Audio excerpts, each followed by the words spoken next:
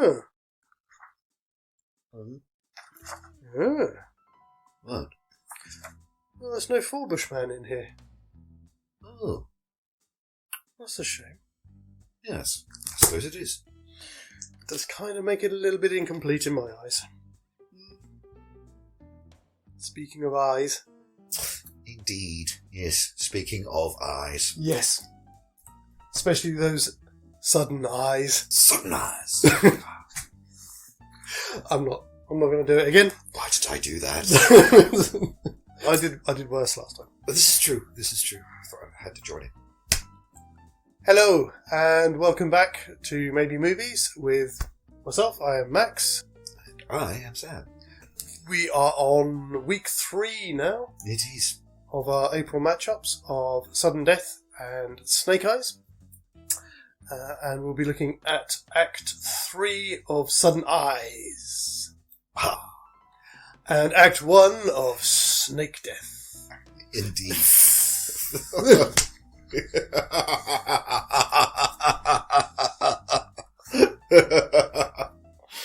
Oh dear. I'll get me coat. But I can't because we're stuck here. So, as we always do, very quickly, a couple of very quick shout-outs to some, Of course. some good friends. The first one is to the Phantom Cowboys, Yay. who are a local surf.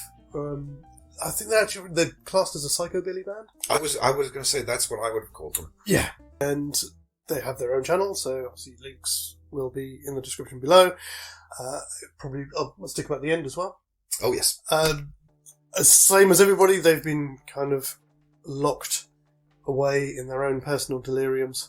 So hopefully they will be back on tour, back on doing gigs again soon. But do go and check out their channel. You can find all of their stuff on there. And also to another creator as well, whose channel is Real Home Studio, who does a lot of videos generally for helping people who are into filmmaking, but also slightly more towards content creators like ourselves, people who may not have much experience or training in terms of using sound equipment, what to look for in terms of when you're buying a mic, how Simple to do your tutorials, best that kind setup. of thing. Yeah, tutorials and that kind of thing. Yeah, Cool. Not just on like editing stuff, but also on what equipment to look for, what to expect for your money when you're buying different types of audio equipment, visual equipment, that kind of thing. Oh, that's the kind of information I can use from time to time. Yeah. He's really good, very approachable, and he knows his stuff. So do check out that one as well. Again, that was a Real Home Studio. Very quickly as well, something that we were discussing when the cameras weren't rolling, we're possibly looking at shortening these episodes to between 15 to 20 minutes. Doing them as twice a week as opposed to just once a week. Wouldn't make any difference to how we shoot everything, but just means that we can create slightly more bite-sized content. Something like that. More digestible. Yes, and we just wanted an opinion from our viewers to see if that's something that you'd appreciate, that you'd like more. I mean, okay, it's a little bit more time commitment because it's twice a week as opposed to once for you to come back and watch. But again, they would be shorter episodes. We haven't made any final decision yet, but we're very interested in your opinion. So do please leave a comment below or check out our social media, which is here as well as being out there. Did I just do that? You just did that. I purely created this channel so I can embarrass myself. Of course. That's what YouTube's for. But yes, do check out our social media because we'll run some polls on there and try and get some market research in. We'd love to hear from you. We genuinely want to know what you think, so please let us know one way or another. And with that out of the way, we go back to the action. Back to the action. With the start of Act 3. Again, just a quick pick-up from last week. We ended up calling the end of Act 2 a little bit earlier than when it actually is. Yes. Because the bit that you mentioned about the phone call, about the reveal that Hallmark isn't completely... I wasn't being clear. I didn't mean the phone call. You meant the bit with which... When they actually meet up and we see... that Hallmark is in fact the trading. Which is fine, because that's where I'd had it as well, so we are Yeah. on the same page. But it did mean there was a couple of scenes that were missed, but I don't think either of us had anything for those anyway, because they're all the same. It's like when you see him defuse the first bomb and things like that. Yeah, nothing very much changes in that one, because he's on his own, there's nothing to influence him. Exactly. So, beginning of Act 3, we get the reveal with Foss and Hallmark having their chat. Yeah. I did very quickly, I suppose it is an honorary, just wanted to bring up the scene with Hallmark and Tyler, because I think it's a brilliant scene. Even, it won't change at all. Oh, no, it won't change at all. No, I know what you mean. I do like that bit. It's an essentially defenseless child showing some incredible ingenuity. Yes. And gumption. I mean, previous to that, Tyler has looked like he's a little bit of a dick. But that's the moment when he actually shows that he does pay attention and he sees more than most. I think the only thing that, if we were to tweak that slightly in our new film, is we'd have to remember that he is Ricky Santoro's son and not Darren McCord's. So he may be a little bit more of a gobshite with it. Well, that still works with the way the scene plays. It does. But it's just a matter of tone, really, then, at that point, isn't it? Yeah. What have you got for your first one? So I think my first scene is the one that I have simply labelled on the pitch. Okay, so I am going to leap in ahead of you. Leap in before me? Yep. Yes, because the only other one that I think that we needed to look at is popcorn.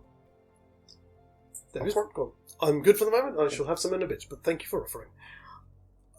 Is Hallmark's demise, which happens very quickly at the start of Act 3. It is very quick. We reveal that he's not batting for the right team, shall we say. And then he goes to try and get Tyler, and then he goes back and meets up with McCord, or in this case Santoro, when he's down in the underbelly, and pulls a gun on him. That's right. But because in this version we haven't gone, our main character doesn't go all MacGyver and start making up weapons out of old trash cans. I'm assuming then that he doesn't have the flamethrower water pistol. You're alone. Squirt gun. Right. Yes. I see what you mean. I don't know. I'm not sure if we mentioned this last time, but I did wonder if Santoro would take one of the guns from the goons that he fought earlier. They did drop weapons a couple of times. I was more inclined to think that he would. He's not McCord. He's not this beefcake.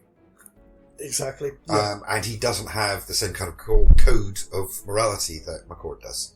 He would have no problem shooting the bad guys given the opportunity. Although we did, and it's something we did pick up on last week as well, never killed no one. Of course, but the whole "we never killed anyone" was always about innocence, about innocent lives being affected. These are bad guys. Yeah. They're assassins. They're murderers. They're terrorists. I don't think Santoro's going to have too much of a problem shooting them, given the opportunity. The question is, do we give him the opportunity? Otherwise, this fight with Hallmark goes a bit different. It's very different, because he's got him covered. It would be a case of we would have to insert something into the plot. Now I think about it, I do think that Ricky, being Rick, he's a cop. He's much more suspicious than McCord is. I think he might twig to what Hallmark's up to faster than McCord would.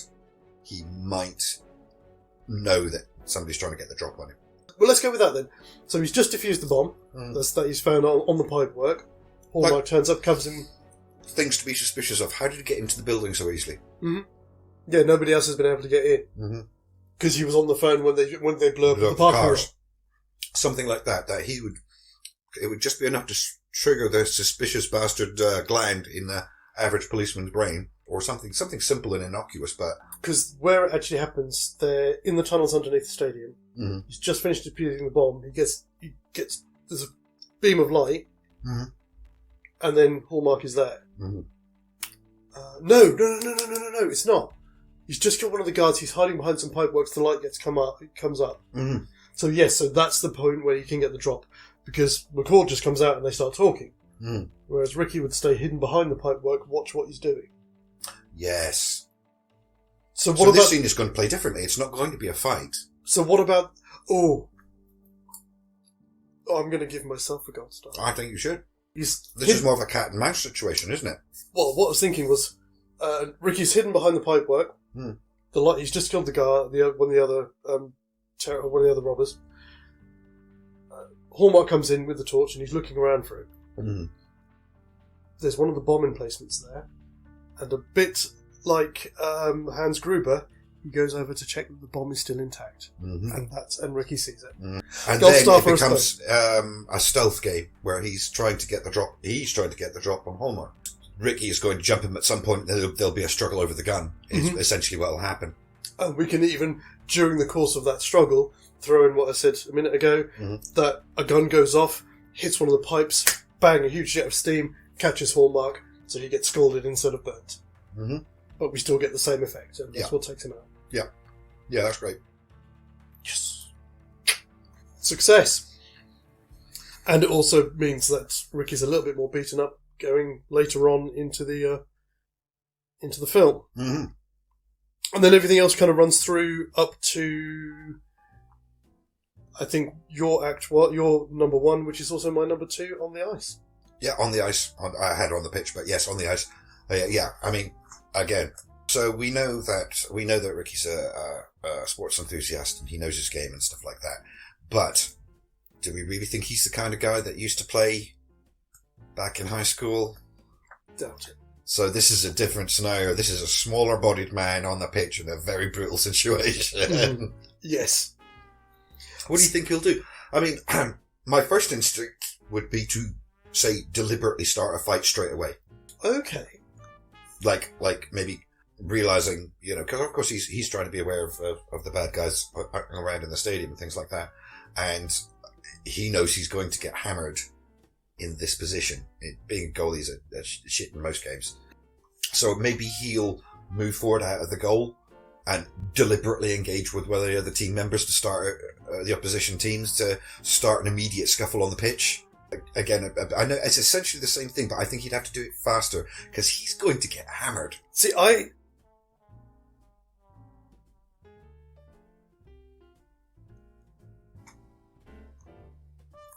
Okay. What? Lightning storms abound, apparently. Oh, and we're back. Did that look like Morse to you? It's a little. Is somebody from the outside world trying Was that save me? I don't know. Do you think? Let's not speculate. Yeah, moving on. Because if that were true, that means that could have been going on all of this time and we don't know. Moving on. See, I looked at it slightly... I went for it slightly differently. Mm-hmm. I agree that he's much more unsteady on his feet, so when he comes back out, I imagine even as he's crossing to the dugout, shall we say, he might even slip and fall. Yeah. What I thought might happen in our new version is he manages to pull himself back up, gets across to the team bench. Mm. The coach starts going, what the hell are you doing? Get back in there. You obviously shouldn't be on the pitch. Yeah. We could then have the two guards or the two villains who are looking for him. Yes, yeah. So spot this, so they've clocked it sooner. Mm-hmm. And are trying to work their way around the crowd to get behind. So it forces him out into the pitch. So he has to, because they've seen him. Yeah. Yeah, okay, I like that a lot more. Yeah. Are we still saying that he's going to save the goal? I suppose he has to, because that's what causes sudden death, basically. Oh. Because they don't score. That's right, yes, you're right. That allows the other guy that's kind of necessary to the plot. Right, yes, no, then completely ignore what I was saying earlier on, then he doesn't need to start that fight earlier. So he does need to make the save, he really does, otherwise it all gets a bit... Because if he doesn't, then there would still be a goal ahead when the other guy scores. It's just pure luck, and a moment of heightened adrenaline. You imagine everything slowing down and the breath getting louder and slower in the ears and everything becoming more and more elastic. Does this make his bet invalid because he's now in the game? Well, yeah, that'd be an insider bet, wouldn't it? Yeah. Again, it wouldn't. Obviously, it's Ricky. He would still do it anyway. Yeah. But just for the audience's benefit, he might just say something. Yeah. And it would be a good point. Yeah. But I think he would have to save it. I was thinking, could he, instead of getting the save in, that he blocks it and knocks it up, and then the puck's still in play, so that would change the game. So yes, he has to save it. He would then start the fight straight away so that he can get out of the situation. That's the only way that can move forward, really. the action movie silliness starts to ramp up from this point. It does, yes. What did you have then for your number 2? It's all getting I'm getting suddenly out of control.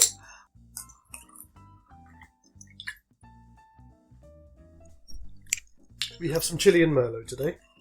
Nice. Yeah, it is actually. It's quite soft. The bits that I've labelled MacGyver bomb / rooftop climb. Okay. I'm trying to think if I had anything before that. I don't think there really is. I thought that the fight with the big guy in the locker room might be a bit tougher for him because that guy's pretty solid. But didn't we just agree that he's got a pistol at the moment? Oh, he does, yes. Obviously he has a limited amount of ammunition, but...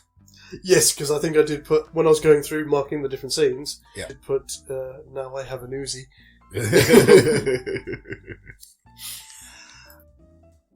So it'll play out a little differently, yes. There'll be less of the physical fighting. And when there is, he will get some... He'll get the crap knocked out of him. He will do. Yes. He'll yeah. get the crap knocked out of him. But he's our hero, so he kind of makes it through. Yeah. And then we get... So yeah, up on the roof. So again, we'll need to, just before this... So are we saying that he's going to MacGyver this bomb? This is the thing, because that MacGyver bomb is based on the knowledge of a fire specialist. We don't need to. He's been going around unpicking C4. Oh, which a policeman would know more about because they do bomb disposals and things. Yeah. Mm-hmm. So all you need to do is just slice off just enough to be able to bust open the roof of the box. Not enough to kill everybody in the box. Yeah. He's got the detonators. Yes, he does. This is brilliant. It's just like being back in he in doesn't January. have to MacGyver the bomb. He really doesn't. Oh, okay. Yeah. All he needs is just a tiny ball of C4. Yep. Some explosives in it. Yep. Whack it at the ceiling. But of course, in our new version, there's going to be a reasonable amount of complaining as he's going up on the roof. Well, this is it. The rooftop climb is the bit that I have that whole hand over hand round the edge of the roof bit. Yes. Now, I know this is something I was thinking about earlier on. Now, on one hand, I'm going, but this is Nicolas Cage. We've seen The Rock. We've seen Con Air. He can do this shit. But this is also Rick Santoris, who's a Noir character. Yes. So on one side there's because Nicolas Cage, but on the other hand there's because Noir. And which one wins, do you think, in this scenario? If we go because Nicolas Cage, it'll play out pretty much the same because theoretically the man's physically capable of that. Mm-hmm. We've seen that he's able to do those sort of physical stunts. But if we go because Noir, this is going to play differently. Either he'll attempt the climb around and just won't be able to complete it because he can't hold on for that long. Yeah.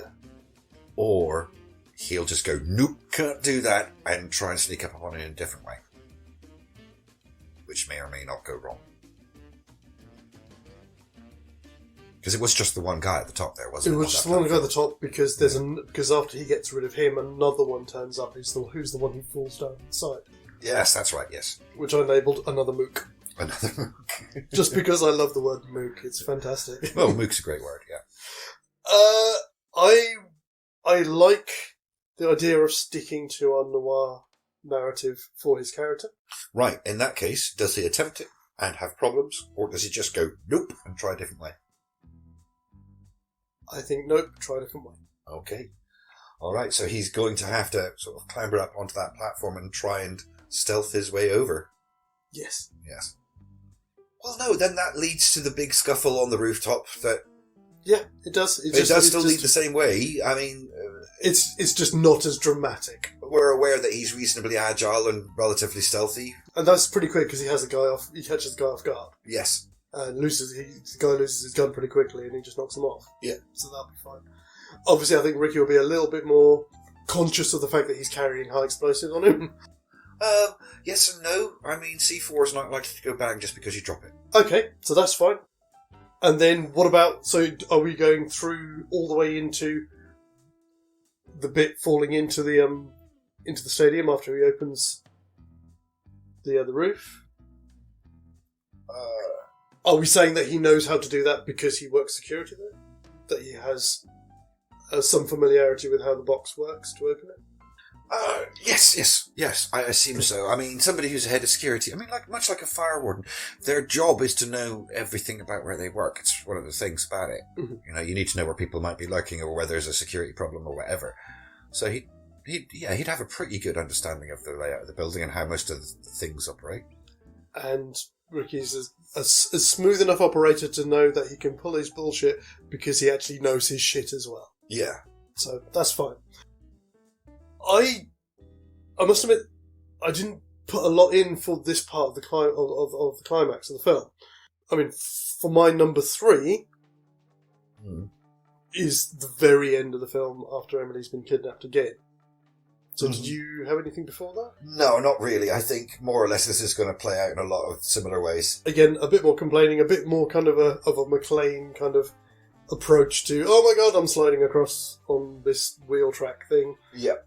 And those kind of things. The only thing I really wanted to say about the climax of the film was he has to fight with Foss up on the top. Yes. Gets his ass handed to him because he's fighting a very well-trained Secret Service agent. Mm-hmm. Yes. But I thought it would be a nice moment to drop in just a little bit from to poach again a little bit from Snake Eyes. Uh-huh. This kind of, what do you hope to achieve by this? You're a disgraced cop. You know? Okay, yeah, this may bring you some press, but you're not going to work your way back up from this. Just a moment for Foss to kind of undermine some of the things that may have been going through Ricky's head is, this is a chance of redemption. Yeah. I just thought... Yes, I think you're right. And Foss does like to talk. You know, as much as he's a simplistic bad guy in his approach and motivations, he does like to talk. Yeah. And the only other thing I had for this is I thought, which is what I'd kind of expected to happen in the film itself, and it doesn't. Mm-hmm. When he cuts on the ladder and goes up to the helicopter, I can't see Ricky going up there after him. I think he'd just grab the ladder and tie it to the roof of the building. Yes, that sounds like a great plan. Yeah.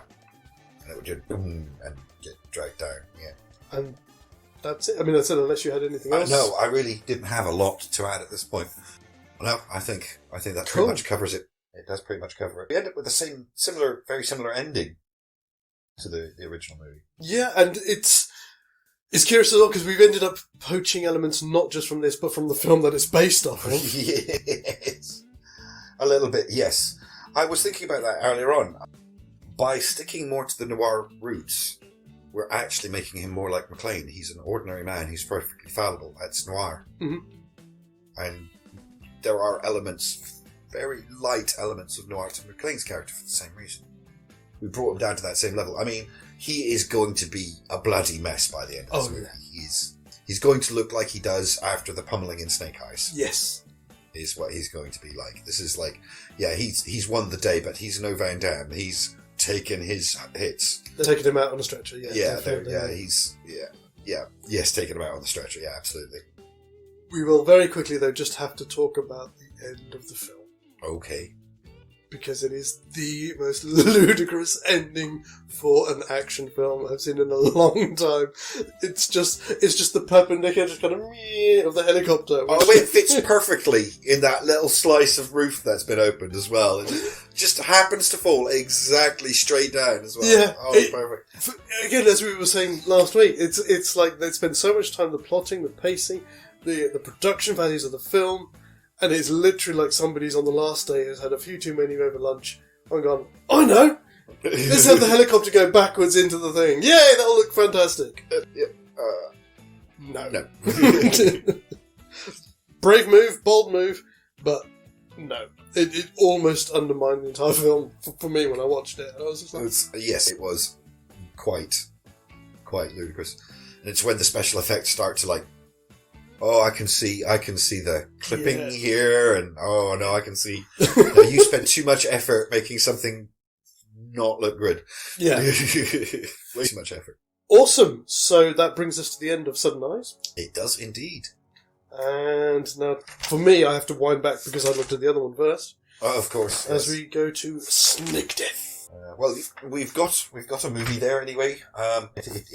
It's complete. Yeah, Will it win? I don't know. We'll have to see.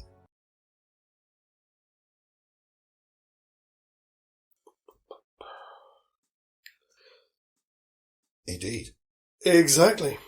I think we are both agreed that it is time to indulge in some snake death. Indeed, yes. Yes, it'll be an interesting version of the story. It is, unfortunately, with our renaming thing, we do kind of lose one of them. Well, yeah, the title bit. Mm-hmm. The title in the script. This one, I struggled with finding, even just looking at Act 1, finding specific scenes. I think it was just because you have that very cleverly constructed opening sequence, which is played out as if it's one long take, even though it's not. No, it's not. Yeah, I know what you mean. Yeah, which shows us so much of the exposition of who these people are and who our main character is. Yeah, it was just little bits and pieces of that might be different with Darren McCord as opposed to Ricky Santoro. I think so. I think you're right. I mean, again, the opening broadcast at the beginning, yeah, that's fine. That happens as always. Just that scene setting.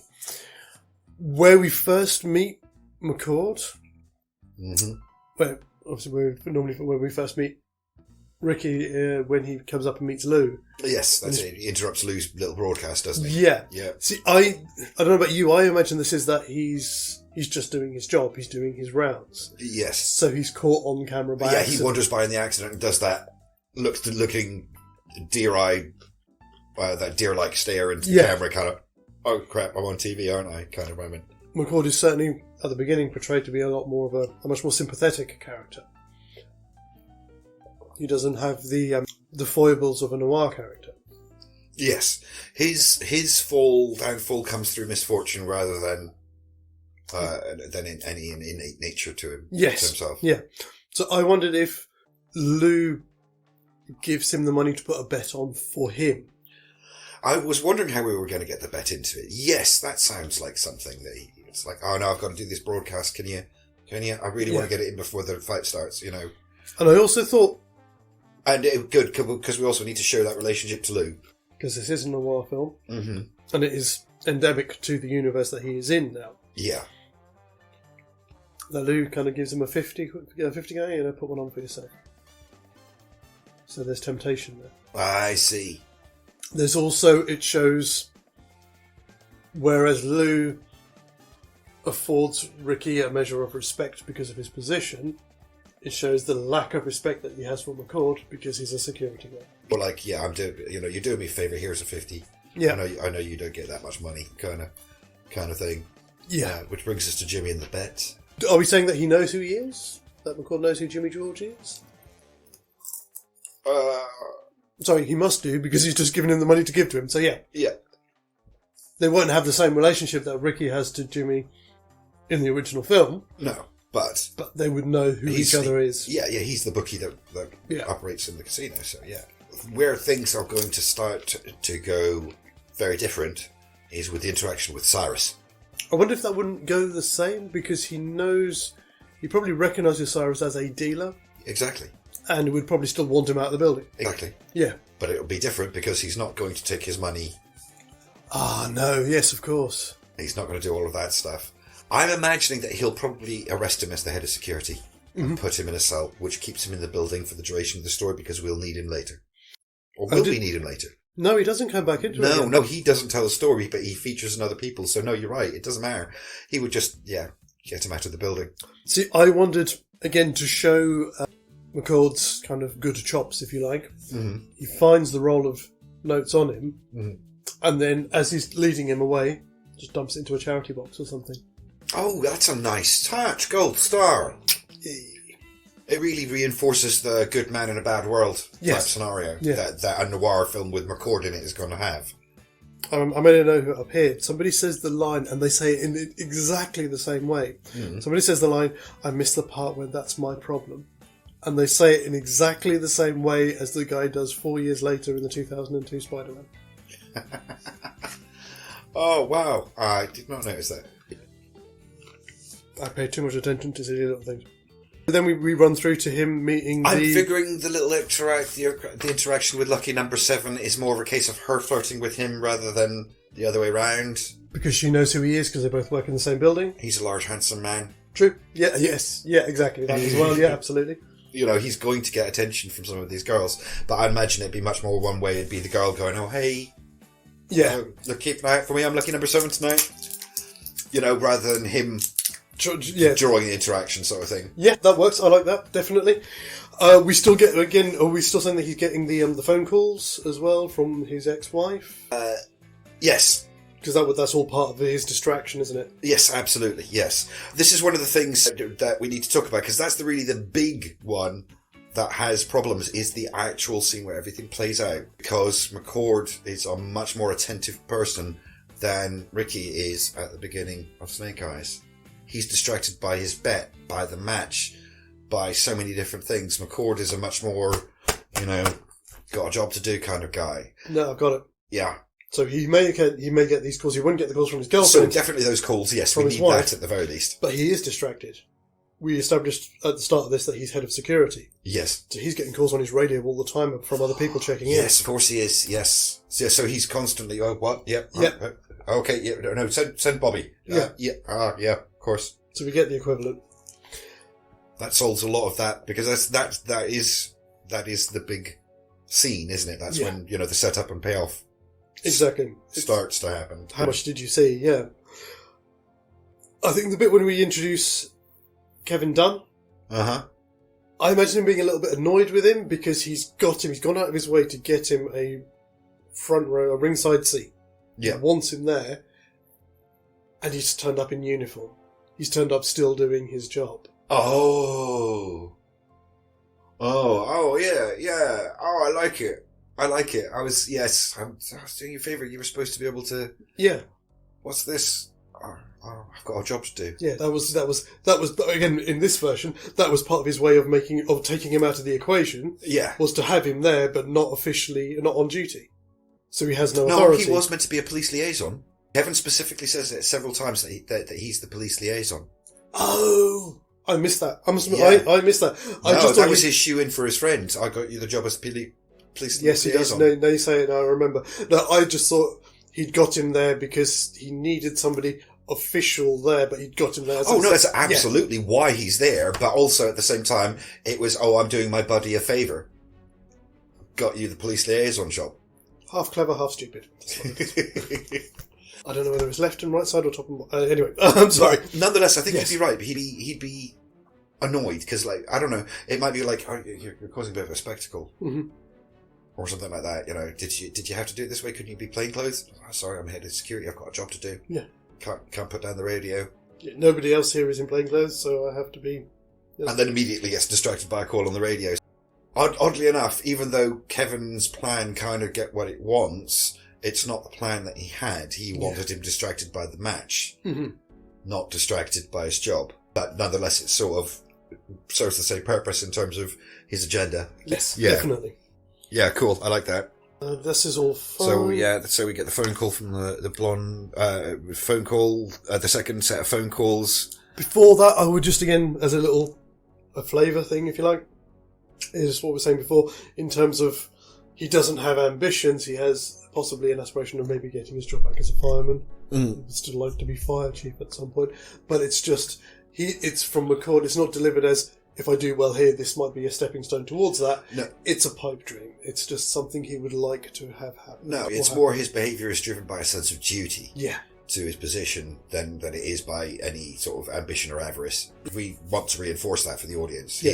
He's that paragon in the Noir story. Exactly, yeah. So we try to keep we're keeping the Noir beats in there. Yeah. And he keeps circumventing them at every point. Yeah. I mean, normally the paragon role tends to go to a woman in Noir stories, generally, but it doesn't matter. No. It's still, it's the archetype in its proper place. And again, more respectful when Julia comes and sits down. None of this, you can sit here and all that kind of thing. We lose that. He's a lot more miss, ma'am, or whatever. Yeah, absolutely. Yeah. I'm sorry, man, you can't sit there. What? Hey. And then he gets the phone calls. And then, bang. Tyler goes down, and there's a bang. Kirkland's down. Which brings us pretty much, as I said, very quickly up to the end of Act 1, which is they step out and they have their exchange at the entrance to the arena. To the arena, yeah. Yeah. Yeah. Where Kevin Dunn tells him the sob story that he's going to be in trouble. Yeah. And he says, no, I'm going to do something about this. Yeah. Kind of not on my watch, if you like. I'm just thinking, is there anything else? But I think that actually that's the last scene that we need to talk about, isn't it? It is. Because again, this is going to play differently. Ricky's all spin it, man. It's all about the story. I don't think that McCord's going to say that, but I do think that he would be protective of him. He's like, no, this isn't right. I'm going to find out what really happened here. You're not going to lose your job. You're going to be fine. Just keep the details to the minimum. Mm-hmm. We've still got a shooter in the building, so you don't want to be giving away information. Something like that. So he would still be like... Yeah. And this is a more procedural thing as opposed to that it's a con, essentially. Yeah, yeah, of course. See, I mean, initially, before we did the pitch meeting, I was initially looking at this point in a different way, in that even if he was working there as security, he may not have the jurisdiction to stave off the state cops when they turn up. In which case, then he kind of becomes... To stave off the what, sorry? The state cops. Oh, no, we I'm sure we had this conversation. We did, but yeah. I'm just alluding back to it just for the sake of conversation. Oh, yeah. But I'd kind of had this idea that because he is a part of the establishment, he's part of security, they can't stop him being there. Yeah. He's head of security. So he ends up doing a bit more of a kind of...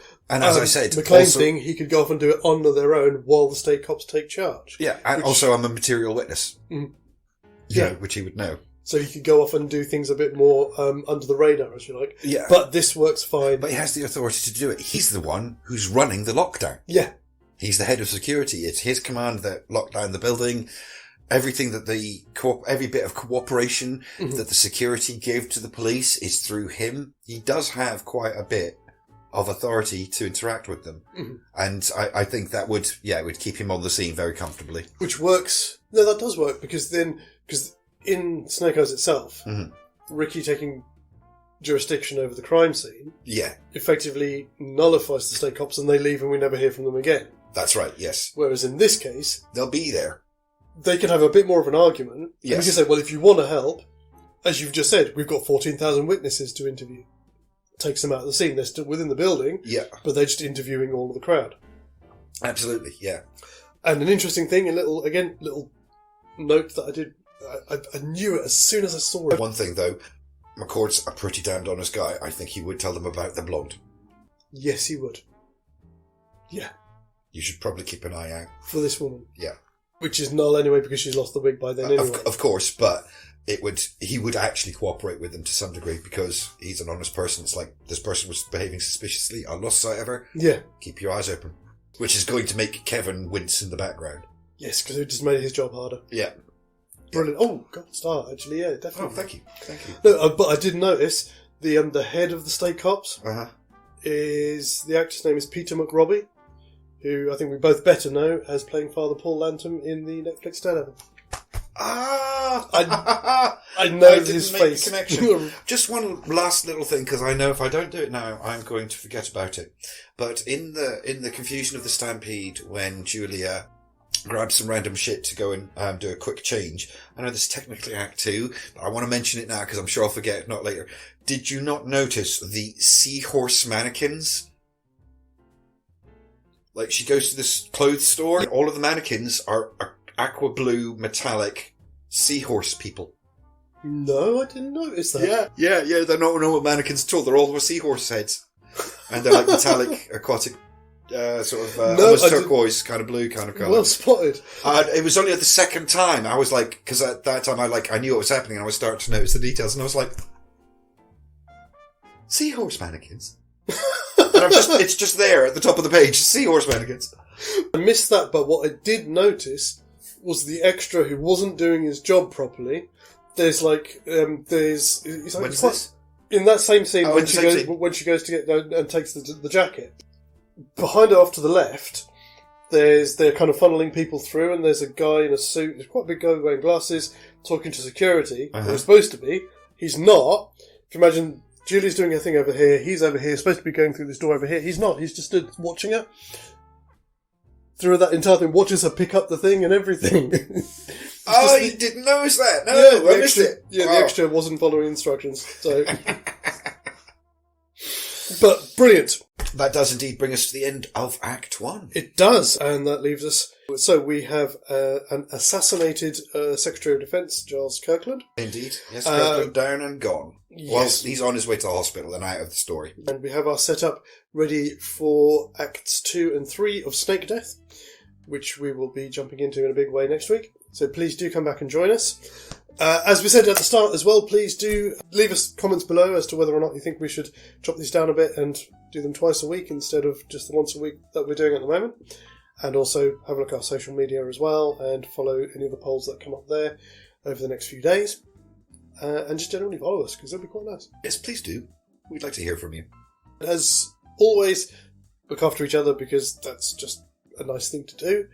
But also with everything, certainly here in the UK, at least for the moment, being open. But of course that is always subject to change, and we may be back in our own deliriums again by the time this comes out. Who knows? Fingers crossed, no. Fingers crossed, no.